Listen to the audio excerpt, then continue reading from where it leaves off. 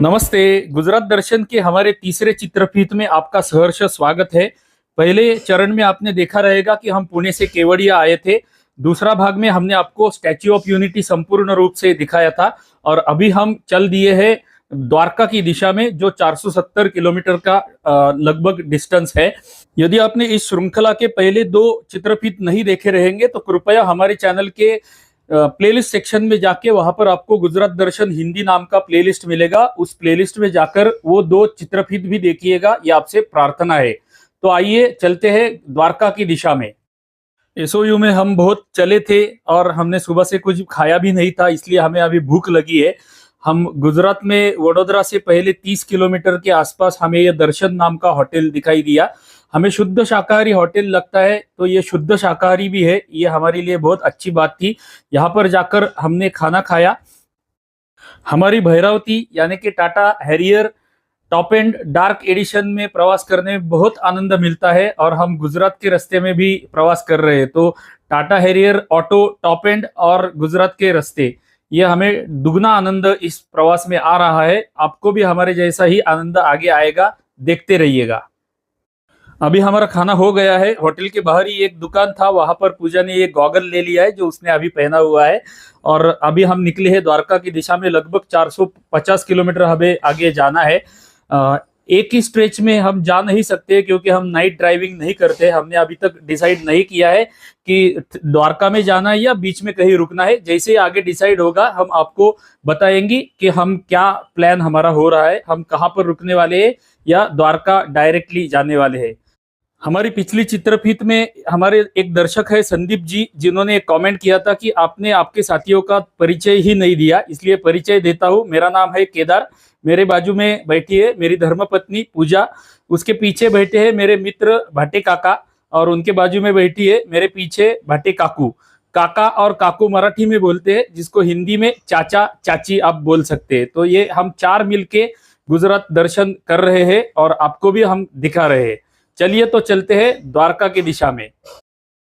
SOU to Vadodara, ये इस महामार्ग का अभी थोड़ा काम चल रहा है, इसलिए हमारा थोड़ा स्पीड कम हो गया है, लेकिन आगे जाके हमें कर्णावती की रास्ते में लगना है और वो रास्ता अच्छा है। 10-15 किलोमीटर चलने के बाद हमें ये फ्लाईओवर दिखाई दिया। यहाँ से हम दाहिनी दिशा में मुड़ जाएंगे तो हमें कर्णावती का महामार्ग लगता है। अभी हम वडोदरा बाईपास रास्ते से जा रहे हैं, जो रास्ता एकदम सुंदर है। इस कर्णावती महामार्ग पर थोड़ी देर चलने के बाद हमें बाई दिशा में मुड़ना था, द्वारका की दिशा में, किंतु एक गड़बड़ हो गई। रास्ते में एक फ्लाईओवर आ गया। हमारे मैपल्स ने हमें दिखाया था कि हमें लेफ्ट साइड में जाना है, राइट साइड वाला जो है वो कर्णावती की दिशा में जाता है। लेकिन हमारे गाड़ी में जो एक क्ष व्यक्ति थी, क्ष व्यक्ति ने हमें बताया कि हमें दाहिनी दिशा में मुड़ना है और हम फ्लाईओवर पर चढ़ गए।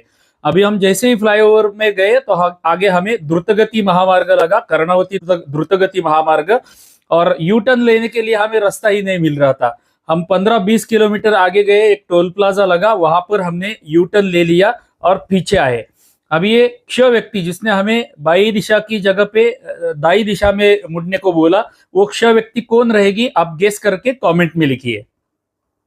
हमें ऑलरेडी लेट हुआ था, हमें नाइट ड्राइविंग नहीं करनी थी। रास्ते में हमें ये चोटीला नाम का गांव मिला। यहाँ पर हमने ये होटल रॉयल पैलेस करके होटल ढूंढ लिया। एकदम नया नया बना हुआ एक सुंदर होटल है, साफ सुथरा और अच्छा होटल। केवल 1500 रुपए में हमें यहाँ पर रूम मिला और यहाँ पर रहने का हमने निर्णय ले लिया। फिर से स्मरण दिलाता हूँ, हमारा कोई भी वीडियो स्पॉन्सर्ड वीडियो नहीं होता है। हम होटल के पैसे भर के वहां पर रहते हैं या खाते हैं। यहाँ पर हमने रहने का डिसीजन ले लिया क्योंकि हमें आगे द्वारका जाना था और द्वारका अभी भी बहुत दूर था, इसलिए हमने यहाँ पर रहने का डिसीजन ले लिया था। अभी मैं आपको होटल का टूर करा रहा हूँ। होटल के हर रूम पे यह होटल का नाम लिखा हुआ है, रॉयल पैलेस होटल। रूम बहुत सुंदर है, नया नया है, एकदम अच्छा बेड, साफ सुथरा, एक स्वच्छ रूम था हमारा पूरा।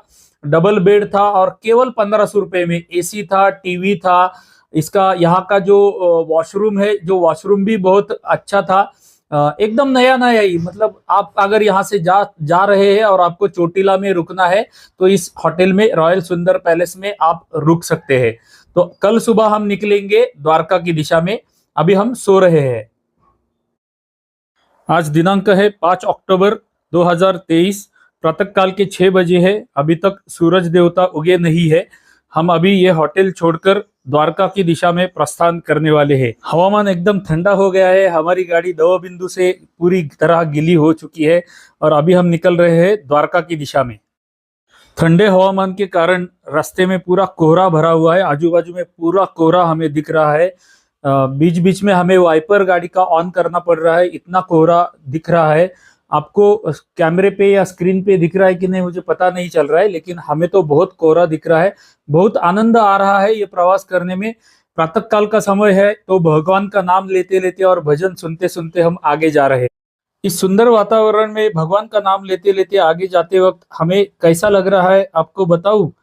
कैसे बताऊं? मैं केवल ये बोल सकता हूँ, आनंद आनंद आनंद।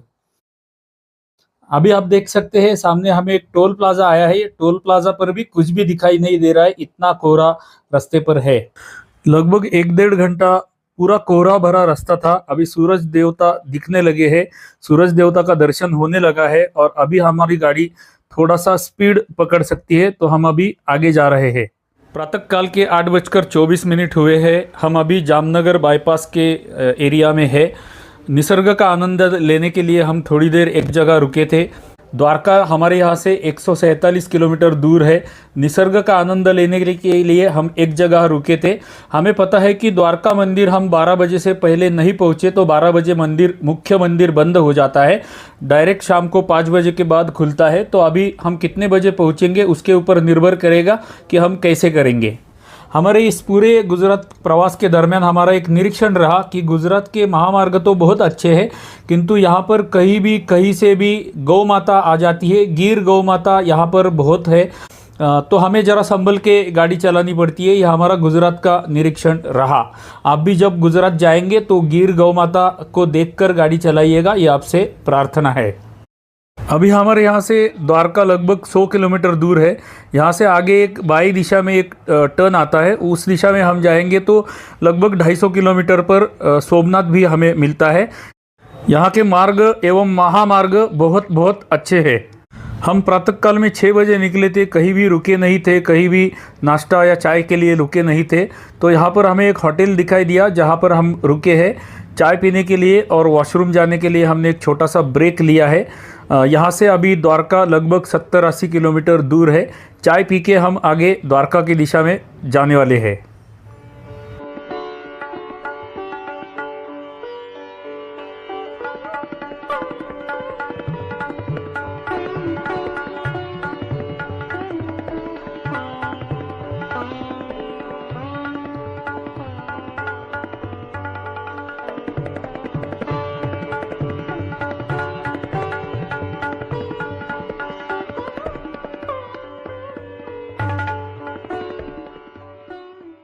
अभी हम द्वारका के एकदम समीप आके पहुँचे हैं। लगभग द्वारका यहाँ से 5-6 किलोमीटर ही दूर है। हमारी बाई दिशा में हमें समुद्र का दर्शन होने लगा है, किंतु अभी हम द्वारका में पहुँचने के बाद हमें अभी मुख्य द्वारकाधीश मंदिर में दर्शन नहीं मिलेंगे, क्योंकि 12 बजे तो मुख्य मंदिर बंद हो जाता है। अभी हमें संध्या काल में या कल मुख्य मंदिर के दर्शन करने रहेंगे। अभी हम द्वारका नगरी में प्रवेश कर रहे हैं। बाई दिशा में हम मुड़ जाएंगे तो वहाँ पर द्वारकाधीश का मुख्य मंदिर है और उसी दिशा में हम होटल रहने के लिए ढूंढने वाले हैं, क्योंकि हमें आज द्वारकाधीश टेम्पल का दर्शन करना है और कल बाकी जगह द्वारका के देखने हैं। या तो उल्टा हम करेंगे, आज द्वारका के बाकी ठिकान देख लेंगे और कल मुख्य मंदिर में दर्शन करेंगे। भगवान श्री कृष्ण की द्वारका नगरी में हम आए हैं तो गौ माता तो यहाँ का अविभाज्य अंग है। यहाँ पर जगह जगह पर आप देख सकते हैं कि गौ माता इस तरह से रखी हुई होती है और इन गौ माताओं को खिलाने के लिए ऐसे चारे के स्टॉल्स होते हैं। स्टॉल से हम चारा खरीद कर इन गौ माताओं को चारा खिला सकते हैं। द्वारका नगरी में निवास करने के लिए हमें एक दिन निवास करना है, उसके लिए हम होटल ढूंढ रहे हैं। भाटे काका इस होटल में फॉर्चून होटल में गए हैं होटल ढूंढने के लिए और उन्होंने फाइनल कर दिया है इस फॉर्चून होटल में हम रहने वाले हैं। एक दिन का निवास हमें यहाँ पर करना है। अभी हमने इसके आगे ये प्लान किया है कि हम थोड़ा सा फ्रेश हो जाएंगे, खाना खाएंगे और द्वारकाधीश का मुख्य मंदिर तो बंद है, किंतु द्वारका नगरी के अन्य ठिकान देखने के लिए हम यहाँ से आगे जाने वाले हैं। उससे पहले मैं आपको रूम का टूर दिलाता हूँ। भगवान श्री कृष्ण की द्वारका नगरी में केवल 2,000 रुपए में फॉर्च्यून होटल में हमें ये रूम मिला है। ये रूम इतना अच्छा है कि इसकी खिड़की से हम अगर सामने देखेंगे तो सामने पूरी द्वारका नगरी दिखती है, और उस खिड़की से द्वारका नगरी में से मुख्य द्वारकाधीश मंदिर जो है उसका कलश भी यहाँ से दिखता है। तो द्वारका मंदिर भी हमारे रूम से दिखता है। इतना अच्छा रूम हमें केवल 2,000 रुपए में मिला है। हमारी प्रवास की पद्धति के अनुसार हम द्वारका नगरी के द्वारकाधीश टेम्पल छोड़ के अन्य जो ठिकान है वो देखने के लिए हमारा गाड़ी लेके नहीं जाने वाले हैं। हम रिक्शा से बाकी द्वारका नगरी के दर्शन करने जाने वाले हैं। दर्शकों हो, यह वीडियो हम यहीं पर समाप्त करने वाले हैं। अगले वीडियो में हम द्वारका नगरी के दर्शन आपको कराने वाले हैं, तो अगला वीडियो भी अवश्य देखिएगा। हमारे गुजरात दर्शन हिंदी नाम के प्लेलिस्ट का अवश्य लाभ उठाइएगा, ये आपसे प्रार्थना है।